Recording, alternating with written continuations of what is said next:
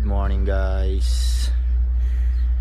Isang magandang umaga po sa lahat ng mga sumusuport sa akin sa mga reels ko. Maraming salamat po sa inyong lahat.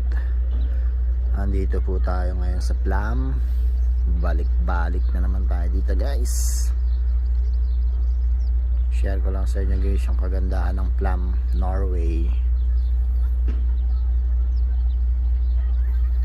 May falls dito dun sa likod ng bundok na yun. Try natin puntahan mamaya guys. Ganda ng bahay nila dito. Linis ng stream nila. Zoom in nga natin to.